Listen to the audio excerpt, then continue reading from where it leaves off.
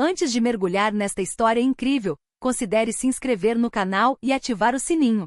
Cada história aqui tem algo a dizer, e você não vai querer perder nenhuma. Acusada de infidelidade por causa de seus trigêmeos brancos. Mas 15 anos depois, a verdade explode. Angela Williams, uma mulher negra de 32 anos, exalava uma força silenciosa. Enfermeira veterana no Charlotte Medical Center, era amada por sua compaixão, meticulosidade e sorriso caloroso que tornavam até os dias mais difíceis mais brilhantes. Ela morava em uma casa em estilo colonial no bairro de Myers Park, em Charlotte, Carolina do Norte, com o marido Marcus Williams. Marcus, um advogado promissor em ascensão, era tudo o que ela esperava, inteligente e ambicioso, mas também gentil e atencioso. Juntos há 7 anos e casados há 5, eles formavam um casal moderno e estiloso, admirado na igreja e no círculo social. Eles compartilhavam um sonho: constituir família. Quando Angela descobriu que estava grávida após anos de tratamentos exaustivos, foi um milagre. E quando ela descobriu que estava esperando não um, mas 3 bebês, ela gritou de alegria. Marcus a abraçou emocionado, beijando sua testa, prometendo que enfrentariam essa nova aventura juntos. Ele imediatamente começou a falar sobre expandir a casa, criar um quarto para cada bebê e economizar para a faculdade. O futuro deles parecia brilhante. Mas por trás dos sorrisos e dos preparativos, a gravidez foi desafiadora. Angela foi colocada em repouso absoluto após o 5º mês. Hospitalizada várias vezes por contrações prematuras, ela suportou cada dor com coragem, apoiada pelas palavras carinhosas de Marcus, pelo menos no início. No dia do parto, sob as luzes frias da sala de cirurgia, 3 gritos ecoaram, um por um. Lily, Noah e depois Emma. Angela, ofegante, estendeu a mão para vê-los. Mas quando encontrou o olhar da enfermeira, sentiu um arrepio estranho. Hesitou por um segundo antes de colocar os primeiros bebês no peito. Angela olhou para eles, e sentiu um choque interior. Os 3 bebês eram brancos. Não mestiços. Brancos com pele translúcida, cabelos quase loiros platinados e olhos azul claros. Nenhuma feições dela, nem de Marcus. O silêncio na sala era pesado. O médico tentou quebrar o constrangimento com uma piada desajeitada. Parece que eles tiraram tudo do lado escandinavo, hein? Mas Marcus, paralisado junto à mesa, não riu. Não tocou nos bebês. Evitou o olhar da esposa. Nos dias que se seguiram, as suspeitas se espalharam rapidamente. A equipe do hospital falou discretamente sobre o assunto. Vizinhos pediram para ver os bebês. Um amigo de Marcus ousou dizer, durante uma visita: "É uma loucura como eles não se parecem em nada com você, Angela. Tem certeza de que não pegou o berço errado?"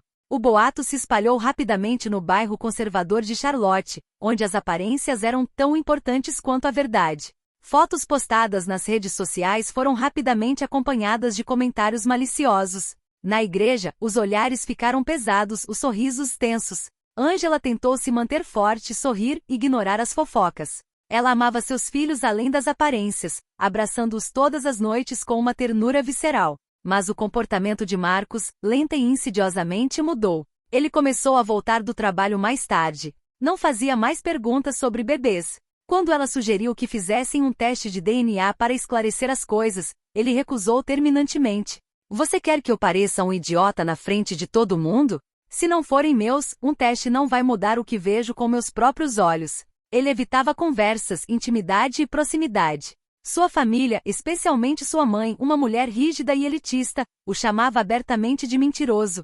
"Você manchou o nosso nome, Angela. E quer que a gente haja como se nada tivesse acontecido?" Angela estava magoada, exausta, mas acima de tudo o mundo ao seu redor parecia estar virando de cabeça para baixo. Até mesmo alguns colegas evitavam falar com ela, temendo serem arrastados para o escândalo.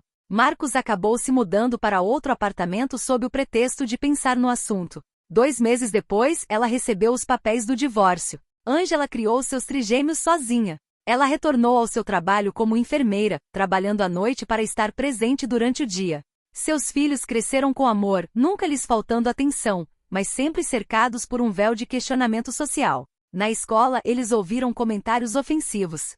"Essa é sua mãe verdadeira? Você foi adotado, certo? O porquê ela é negra e você parece um fantasma?" Angela respondeu com dignidade: "Eu carreguei você, eu te trouxe ao mundo, e eu te amo. Essa é a única verdade que importa." Mas à noite, na solidão do seu quarto, ela chorava silenciosamente. Não por si mesma, mas pelo mundo que se recusava a entender que uma mãe não precisa se parecer com os filhos para ser legítima. Anos se passaram. Lily, Noah e Emma tinham agora 14 anos. Adolescentes inteligentes, curiosos e sensíveis, aprenderam a navegar em um mundo onde as diferenças familiares sempre provocavam surpresa, às vezes rejeição. Mas Angela incutiu neles os valores de respeito, amor e coragem. Sua pequena casa, modesta, mas repleta de ternura, manteve-se firme apesar das tempestades. Então, uma manhã de inverno, um envelope grosso sem remetente chegou pelo correio. Angela, de roupão, preparava o café da manhã quando seus olhos se depararam com a letra simples, porém nervosa. Ela imediatamente percebeu que aquela carta não era como as outras. Ela o abriu hesitantemente sobre o café fumegante e o silêncio ainda pacífico da casa. Lá dentro, uma única página. Palavras duras. Verdades há muito enterradas. Angela, você nunca me conheceu, mas eu não conseguia mais ficar em silêncio. Você nunca traiu seu marido. Ele a traiu. Antes de você engravidar, Marcos foi a uma clínica de fertilidade.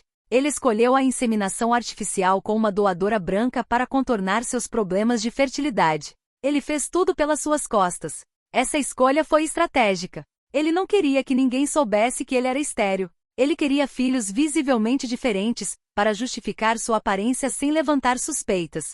Quando os bebês nasceram brancos, ele aproveitou o choque para acusá-la. Ele queria envergonhá-la e proteger a imagem dele. A carta não tinha assinatura, mas continha um elemento verificável, o nome da clínica e uma data processual, 6 meses antes de Angela engravidar. Angela deixou cair o jornal. Seu coração batia forte. Suas mãos tremiam. Por 14 anos ela carregou a vergonha de uma mentira. 14 anos de olhares, de humilhação, de solidão. E todo esse tempo, Marcos sabia. Angela foi sozinha para o seu quarto. Releu a carta várias vezes com os olhos marejados de lágrimas. Uma raiva profunda e latente crescia dentro dela. Não uma raiva destrutiva, mas uma revolta apenas velho, enraizado. Ela se lembrou de todas as vezes em que implorou a Marcos para fazer um teste de DNA. De todas as noites em que embalou os filhos silenciosamente para dormir enquanto as pessoas a chamavam de adúltera. Ela nunca parou de duvidar de si mesma, apesar de seus instintos maternais. Mas agora ela sabia. No dia seguinte, Angela foi à clínica mencionada. A princípio foi recebida com silêncio, depois com expressões de constrangimento ao apresentar a carta e exigir uma explicação. Uma das enfermeiras, visivelmente chateada, finalmente lhe entregou um bilhete longe das câmeras. Eu me lembro do seu marido. Ele veio sozinho. Ele assinou um termo de responsabilidade. Não sabíamos que ele estava fazendo isso sem o seu consentimento. Angela não esperou mais. Contratou um advogado, pediu testes oficiais de DNA para ela, as crianças e Marcos. Este último, alertado por carta judicial, tentou ignorar o assunto. Mas a maré estava mudando. Os resultados foram claros. Angela era de fato a mãe biológica. Marcos não era o pai. As crianças foram resultado de inseminação artificial com um doador branco desconhecido. Angela não buscava vingança. Ela não queria voltar no tempo. Mas ela exigiu justiça, reabilitação, verdade. Ela iniciou um processo para difamação, manipulação, abandono parental e atentado à integridade moral. O julgamento foi público rapidamente. A mídia local noticiou. Uma mulher negra injustamente acusada de infidelidade, criando os filhos sozinha por 14 anos. Enquanto o ex-marido construía sua carreira política com base em uma mentira. A história teve o efeito de uma bomba.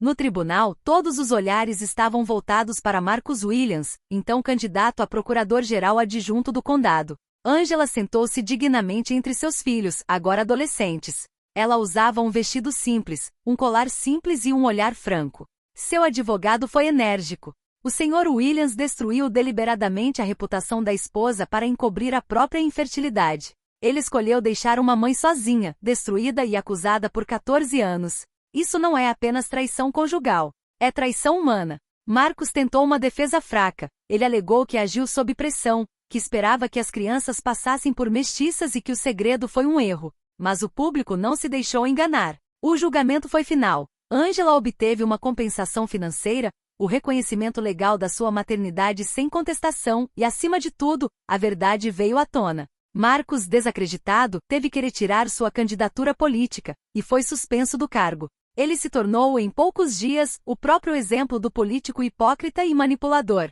Angela, por sua vez, viu sua vida virar de cabeça para baixo. Foi convidada para falar na televisão, acolhida por associações de mães solteiras e celebrada por sua força. Mas o que mais importava para ela era a noite em que Lily, com lágrimas nos olhos, lhe disse: "E mãe, você lutou por nós. Você nunca mentiu. Você nunca deixou de nos amar, mesmo quando todos duvidaram de você. Você é a mulher mais forte que eu conheço." Angela abraçou os filhos. Sua luta havia terminado. Não porque ela tivesse vencido o tribunal, mas porque finalmente a verdade havia curado seu coração partido. 15 anos após o nascimento dos trigêmeos, a casa de Angela ecoa com risos, música e calor humano. A turbulência, a humilhação, as noites solitárias, tudo isso agora pertence a um passado que não define mais sua vida, mas que ela jamais esquecerá. Marcos desapareceu da vida deles há muito tempo. Após o julgamento, ele se retirou da vida pública, consumido pela vergonha e pelas críticas. Ele nunca buscou reconexão, e Angela nunca o procurou. Ela não precisa de um pedido de desculpas de um homem que a traiu tão profundamente. Ela construiu algo muito mais poderoso: paz, dignidade, transmissão. Hoje, Angela é reconhecida em todo o estado da Carolina do Norte, não só pela sua história comovente, mas sobretudo pelo que fez com ela. Ela fundou Verdade e Maternidade, uma associação sem fins lucrativos dedicada a mães solteiras vítimas de injustiça, estigma racial ou violência psicológica. A organização oferece apoio jurídico e psicológico, ajuda emergencial, além de grupos de discussão e campanhas de conscientização. Todo mês, Angela ministra workshops. Lá, ela conhece mulheres de todas as origens, às vezes fragilizadas, mas cheias de potencial. Ela não dá palestras, ela compartilha. Ela compartilha sua jornada, seus fracassos, sua resiliência. Ela olha para essas mulheres e diz: "Vocês podem ter sido levadas a acreditar que estavam sozinhas, mas vocês são mães guerreiras, e não precisam se desculpar por amar." Sua história foi apresentada em um documentário premiado, intitulado A Cor das Mentiras, transmitido pela televisão nacional. Milhares de mulheres entraram em contato com ela desde então, chateadas, aliviadas e dispostas a se manifestar. Lírio, agora com 29 anos, é advogado especialista em direito de família. Ela escolheu esse caminho para defender aqueles que a justiça esquece. Ela é brilhante, combativa, com uma elegância gentil mas inabalável. Toda vez que entra em um tribunal, ela se lembra de sua mãe ali defendendo sua honra. Noé, ele é pediatra em um centro comunitário em Charlotte. Ele cresceu fascinado pela ternura da mãe, sua maneira de curar feridas com palavras e gestos simples. Prometeu a si mesmo que faria o mesmo pelas crianças da vizinhança, especialmente aquelas que, como ele, cresceram em uma família considerada diferente. Emma finalmente é artista visual e ativista pelos direitos das crianças provenientes da procriação medicamente assistida. Por meio de suas obras, ela explora os temas de identidade, pertencimento e memória genética. Seus retratos mesclam cores de pele, raízes entrelaçadas e filiações invisíveis. Ela costuma dizer: "Nossa família é um poema. Não o escrevemos com tinta comum, mas com a coragem da mamãe." Às vezes à noite, Angela senta-se na varanda de sua casa. O sol se põe sobre a cidade de Charlotte e as cigarras cantam suavemente.